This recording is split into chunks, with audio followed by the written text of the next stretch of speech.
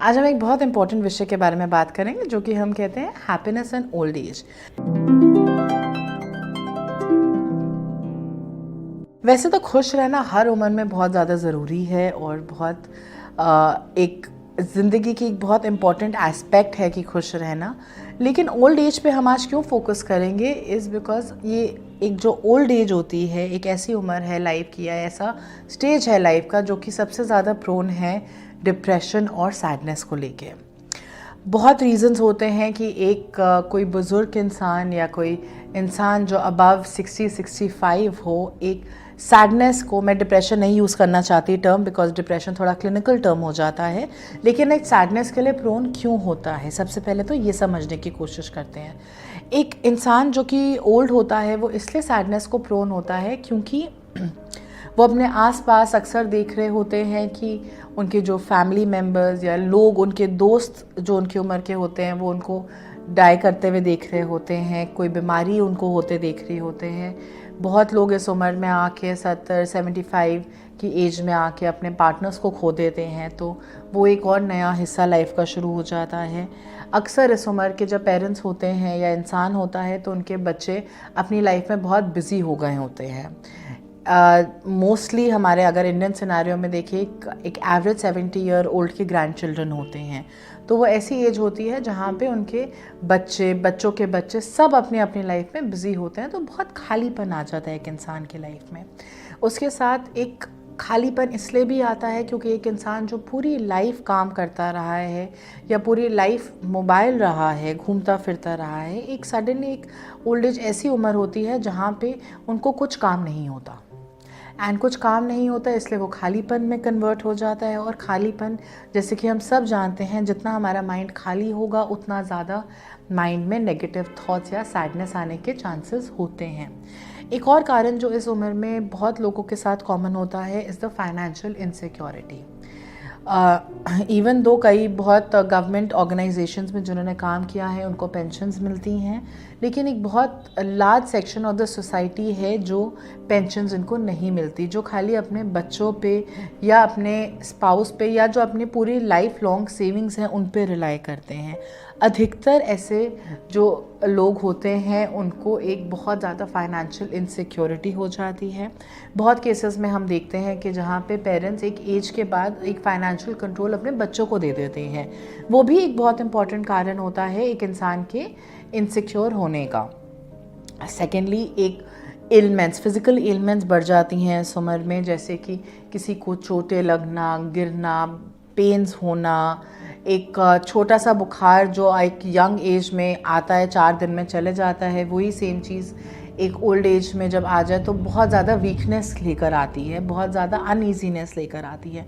उसके साथ साथ जो आपके जैसे जैसे हम ओल्ड होते रहते हैं हमारे स्लीपिंग पैटर्न्स चेंज हो जाते हैं, नींद कम आती है, ईटिंग पैटर्न चेंज हो जाते हैं, भूख कम लगती है। तो ये बहुत सारे रीज़न्स होते हैं, कारण होते हैं जिस वजह से एक बुज़ुर्ग इंसान या एक जेरियाट्रिक पॉपुलेशन जिनको हम कहते हैं बहुत प्रोन होता है फॉर सैडनेस।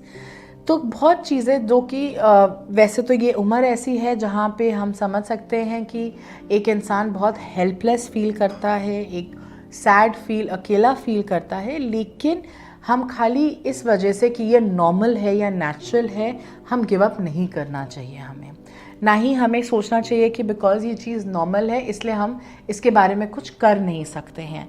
हम बिल्कुल इन एस्पेक्ट्स को हम कवर कर सकते हैं और हम चाहे कितना भी नेचुरल एक सिचुएशन हो हम उस सिचुएशन के साथ डील कर सकते हैं। तो अगर आपके घर में या कोई इंसान है, कोई बुज़ुर्ग इंसान है या कोई आपके ग्रैंड पेरेंट्स हैं जो ओल्ड एज में फॉल करते हैं, आप प्लीज़ उनका ध्यान रखिए बिल्कुल, क्योंकि ये नेचुरल चीज़ है। एक सैडनेस होना, डिप्रेशन, जेरियाट्रिक डिप्रेशन नॉर्मल चीज़ है। इसका ये मतलब नहीं है कि हम सब गिव अप कर दें और हम उन अपने जो फैमिली मेम्बर्स हैं जिन्होंने हमें पूरी लाइफ इतना प्यार दिया, पूरा लाइफ इतना सपोर्ट किया, हम उनको ऐसे ही छोड़ दें। तो प्लीज़ अगर आप खुद एक आपके घर में कोई ओल्ड एज के हैं उनके साथ टाइम स्पेंड करिए, उनके साथ कोशिश करके आधा से 1 घंटा ज़रूर बैठिए। आपको हो सकता है आपको लगे कि जो आपकी बातें हैं वो उनको समझ में ना आए या उनकी बातें आपको बोरिंग लगें, लेकिन थोड़ी देर अपना हमें वो पेशेंस एक्सरसाइज करना है और आधे से 1 घंटा अपने घर के जो बड़े बुजुर्ग हैं उनके साथ टाइम स्पेंड करिए। अगर पॉसिबल है आपके लिए तो कोई उनके साथ जॉइंट एक्टिविटी भी करिए। बहुत लोग होते हैं, बहुत सीनियर सिटीजन्स होते हैं जिनको गार्डनिंग का शौक़ होता है, चेस का शौक़ होता है, लूडो, कैरम, बहुत सारी चीज़ें हैं जो हम अपने घर के बड़ों के साथ खेल सकते हैं। प्लीज़ टाइम निकालिए एंड उनके साथ एक एक्टिविटी कोशिश करके दिन में करिए। इवन कई बार घर में ग्रैंड मदर्स होती हैं, उनको खाना बनाने का बहुत शौक़ होता है, लेकिन अपने हेल्थ इश्यूज़ की वजह से वो चीज़ें करना बंद कर देते हैं। उनको इनकरेज करिए कि आपको सिखाएं, आपके साथ खड़े हों आके किचन में, या आपको स्टेप्स बताएं ताकि वो भी एक्टिव रहें और आपके साथ उनका एक वो बॉन्ड भी बना रहे। कोशिश करके अगर आपके घर में जो सीनियर सिटीजन्स हैं उनको फाइनेंशियल सिक्योरिटी थोड़ी दीजिए। अगर हो सकता है आपको लगता हो कि वो केपेबल नहीं है वो अपने पैसे संभाल के रखने के लिए, लेकिन कोशिश करके उनको एक पर्टिकुलर अमाउंट, अगर उनके पास कंट्रोल नहीं है तो उनको एक पर्टिकुलर अमाउंट एवरी वीक या एवरी मंथ दीजिए जो उनको बोले कि ये उनके पैसे हैं। या अगर पॉसिबल है तो कोई चीज़ें ट्रांसफ़र ना करिए, जैसे कोई फाइनेंशियल बैंक अकाउंट्स होते हैं, लॉकर्स होते हैं, इन चीज़ों को अपने नाम पे मत ट्रांसफ़र करने दीजिए इमिजिएटली, ताकि आपके पेरेंट्स को या ग्रैंड पेरेंट्स को वो सिक्योरिटी रहे कि उनका सामान अभी भी उनके पास है। लास्टली कोशिश करिए कि अगर वो थोड़ा अपने फ्रेंड्स के साथ या सोशल ग्रुप के साथ इन्वॉल्व हो पाए। अपने घर पे इनवाइट करिए लोगों को, उनकी उम्र के लोगों को, उनके फ्रेंड्स को इनवाइट करिए, या कोई सीनियर सिटीजन्स, उनके भाई कज़न्स, भाई बहन कज़न्स, या जो भी दूर के रिलेटिव्स हैं उनको अपने साथ उनको घर पे इनवाइट करिए, या अपने सीनियर सिटीजन्स को इनकरेज करिए कि वो उनके साथ जाके टाइम स्पेंड करें, ताकि आपको भी अच्छा महसूस होए और उनको खुश देख के। बिकॉज जब हम अपनी एज के लोगों के साथ सोशलाइज करते हैं सबको ही अच्छा लगता है, तो कोशिश करिए कि उनको भी इनकरेज करिए कि वो भी सोशलाइज करें उनके साथ जाके।